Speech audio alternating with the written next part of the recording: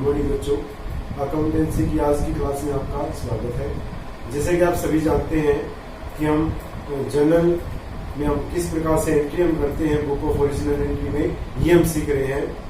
और पिछली क्लास में हमने कुछ स्पेशल ट्रांजेक्शन्स की जर्नल एंट्री करनी सीखी थी और उसी कड़ी में हम कुछ और हमारे स्पेशल ट्रांजेक्शन्स हैं उनको हम जर्नल में किस प्रकार से एंटर करेंगे, यही आज हम सीखने वाले हैं। तो वो कौन कौन सी स्पेशल ट्रांजेक्शन्स हमारी है?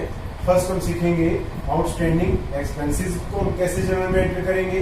सेकंड हम सीखेंगे प्रीपेड एक्सपेंसेस की एंट्री करना, देन डेप्रिसिएशन, उसके बाद हम इंटरेस्ट ऑन कैपिटल को एंट्री करना सीखेंगे जर्नल में, और लास्ट में हम इंटरेस्ट ऑन ड्रॉइंग की जर्नल एंट्री कैसे करेंगे वो हम सीखेंगे।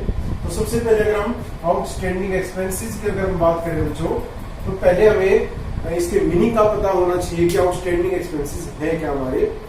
इनको हम अदत्त व्यय भी बोलते हैं।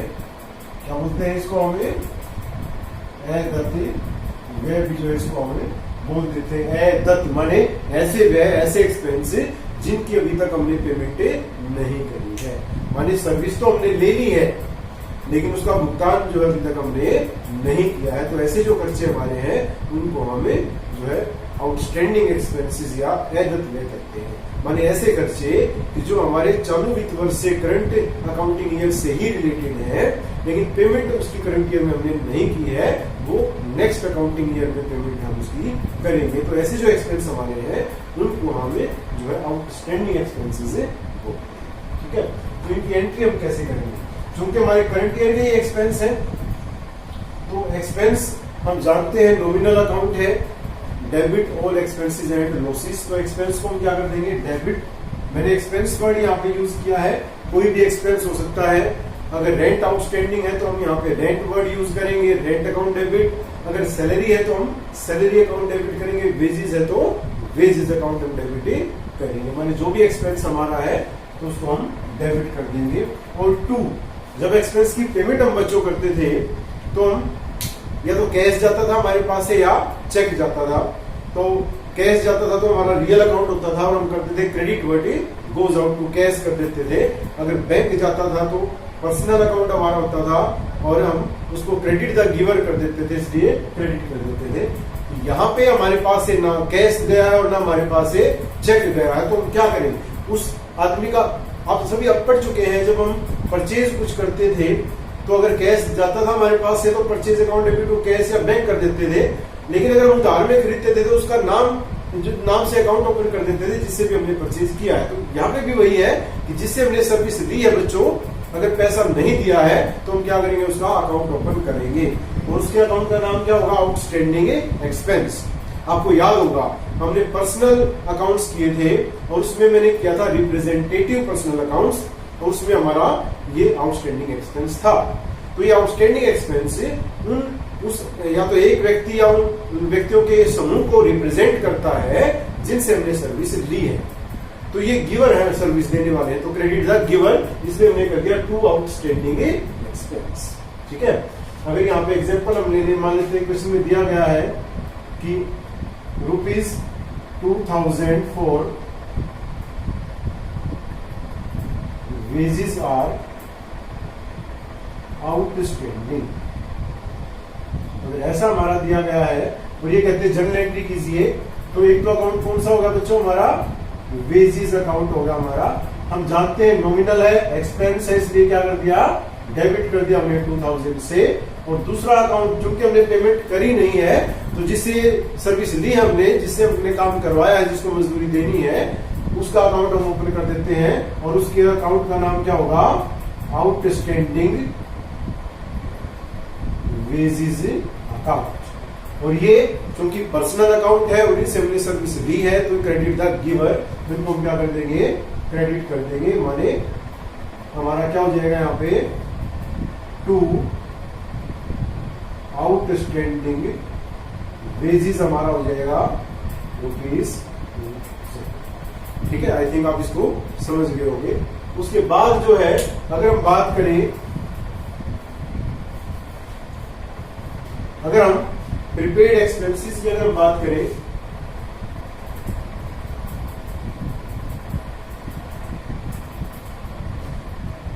अगर हम प्रीपेड एक्सपेंस की बात करें बच्चों, तो जैसा कि इसके नाम से ही पता चला, प्री पेड माने पहले ही हमने पे कर दी है, माने सर्विस हमने ली नहीं है अभी तक, सर्विस हमने अभी तक ली नहीं है और हमने अमाउंट जो है वो पे हमने कर दिया है। माने these expenses are not for a current year, these are for a next accounting year but paid in current accounting year. माने है तो हमारे नेक्स्ट अकाउंटिंग ईयर के बच्चों, लेकिन पेमेंट हमने करंट ईयर में ही कर दी है। ठीक है, तो एंट्री क्या होगी हमारी, प्रीपेड एक्सपेंसेस डेबिट। अब मैंने बताया था अगेन आपको कि रिप्रेजेंटेटिव पर्सनल अकाउंट है हमारा प्रीपेड एक्सपेंसेस, और उनको जो है हमने दे दिया है हमने उनको, तो इसलिए डेबिट द रिसीवर होगा हमारा प्रीपेड एक्सपेंसेस अकाउंट डेबिट। और टू हम क्या करेंगे, अब आप कहेंगे जी टू तो हमें बैंक करना चाहिए या कैश करना चाहिए, बिल्कुल सही। तो इसका पूरा एग्जांपल एक हम समझ सीखते हैं। यहाँ पे एग्जांपल हमारा दिया गया है कि out of ₹10,000 paid for salary, कि जो 10,000 हमने सैलरी के दिए थे,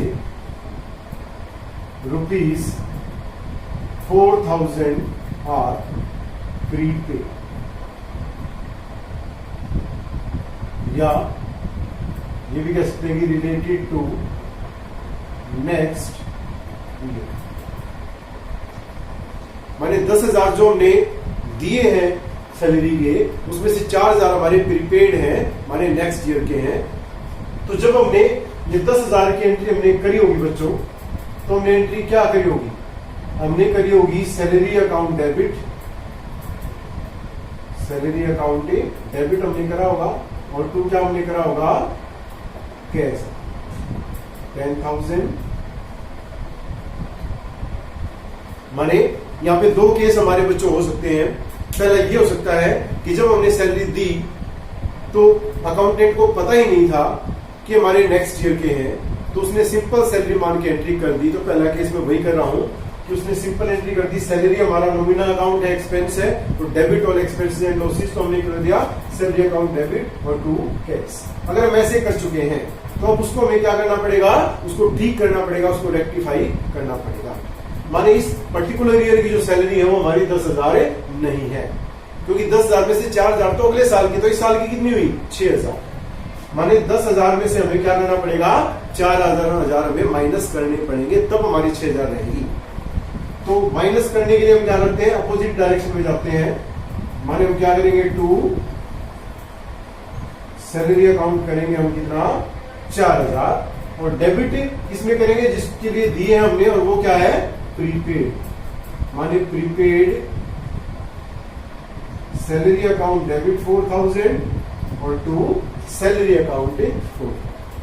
ठीक है, ये तब है बच्चों जब हमें पहले पता नहीं था, देते टाइम अकाउंटेंट को नहीं पता था कि हमारे प्रीपेड है, उसने सिंपल सैलरी मान के एंट्री कर दी, तो बाद में उस सैलरी को हमें कम करना पड़ा और प्रीपेड सैलरी में उसको डालना पड़ा। लेकिन अगर हमें पहले से पता होता कि भी अकाउंटेंट को पता होता कि 10,000 जो सैलरी दे रहे हैं उसमें से 4,000 अगले साल की और 6,000 इस साल की है, तो वो क्या एंट्री करता, ये हम देख लेते हैं।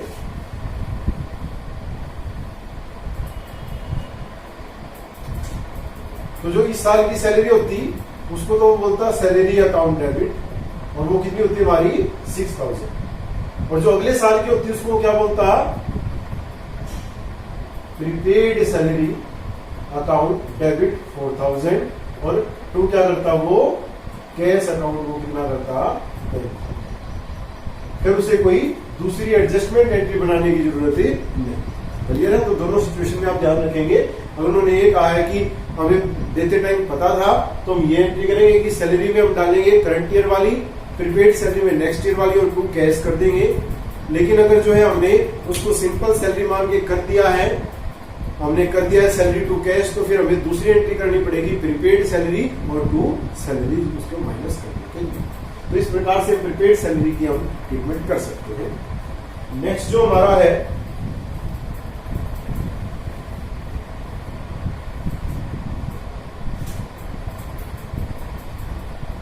वो हमारा है डेप्रीशिएशन। ये भी आप जानते हैं डेप्रीशिएशन क्या है, ह्रास, माने जो हमारी फिक्स एसेट्स है बच्चों, लैंड को छोड़ के जो भी हमारी स्थायी संपत्तियां हैं उनको हम यूज करते जाते हैं तो उनकी जो मूल्य है, उनका वैल्यू जो उनकी है वो क्या होती जाती है, धीरे धीरे कम होती जाती है, रिड्यूस होती जाती है, उसी को हम क्या बोलते हैं, डेप्रीशिएशन। तो ये जो वैल्यू कम होती है एसेट की, फर्म के लिए क्या है, लॉस है, और एसेट की वैल्यू क्या हो जाती है, हमारी कम हो जाती है। तो दो अकाउंट यहाँ पे इफेक्ट होते हैं हमारे, एक डेप्रीशिएशन और एक हमारा वो एसेट जिसपे डेप्रीशिएशन लगाया गया है। तो एंट्री हम क्या करते हैं, डेप्रीशिएशन चूंकि हमारा लॉस है, नॉमिनल अकाउंट है, तो डेबिट और एक्सपेंसेस एंड लॉसेस, तो हमने यहाँ पे डेप्रीशिएशन को क्या कर दिया, डेबिट कर दिया, और असेट की साइड डेबिट होती है वो कम हो जाएगी हमारी, तो क्या करेंगे, उसको हमें क्रेडिट करेंगे, तो टू असेट। वैसे भी हम रियल अकाउंट मानते हैं, debit word comes in, credit word goes out, तो लॉस हुआ है, कम हुई है, तो एक तरह से गई है हमारे पास से, इसलिए हमने इसको क्रेडिट कर दिया है। तो यहाँ पे हमारा एग्जाम्पल किस तरह का मिलेगा, यहाँ पे मिलेगा डेप्रीशिएट,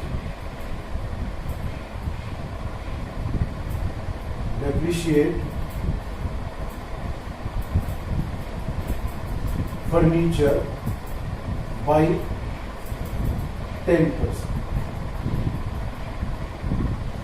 वैल्यू ऑफ फर्नीचर दिया मिलेगा, वैल्यू ऑफ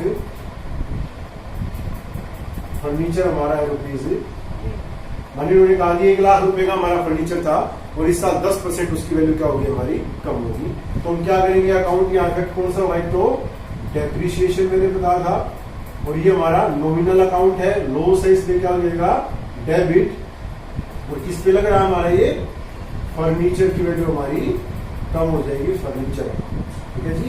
अब कितना लगेगा हमारा, 1 लाख हमारी टोटल वैल्यू थी, और 10% हमारा क्या है, डेप्रीशिएशन है, मीन्स रुपीज 10,000 हमारा डेप्रीशिएशन यहाँ पे आ जाएगा, जिसके ऊपर, ठीक है बच्चों। नेक्स्ट हमारा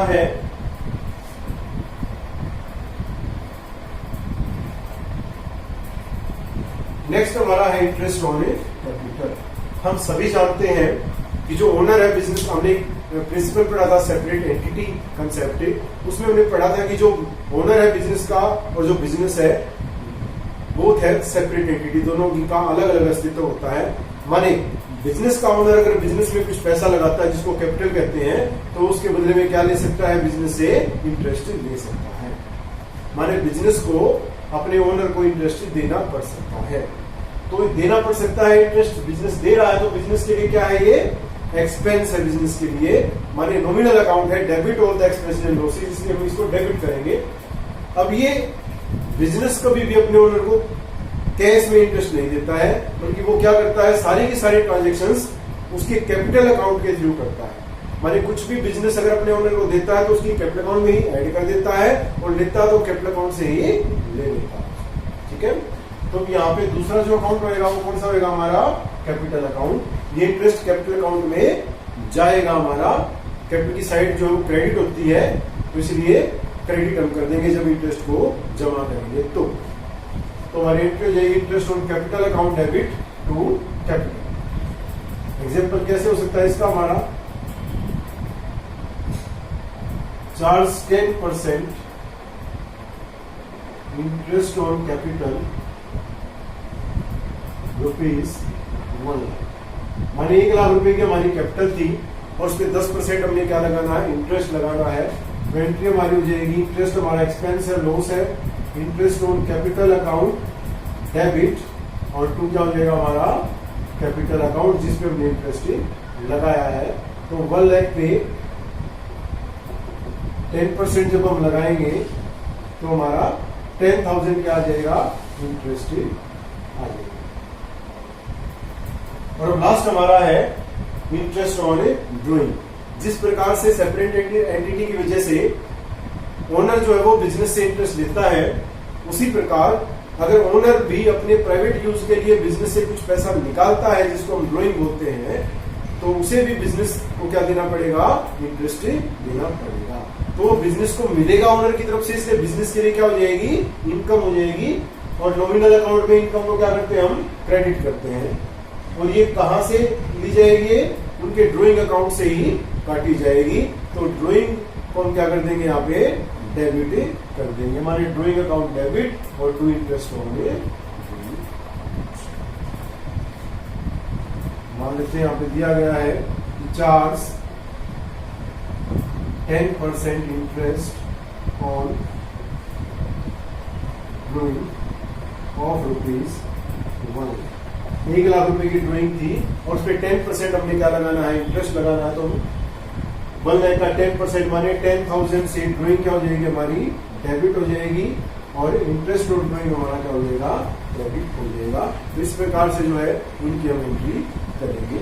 तो आज आप जो कल मैंने आपको स्पेशल ट्रांजेक्शन की एंट्री करवाई थी और जो आज करवाई है उनको आप लिखेंगे अपनी नोटबुक में, उनको आप अच्छे से पढ़ेंगे, लर्न करेंगे और कल की वीडियो में जो है इसके प्रैक्टिकल क्वेश्चन जो है वो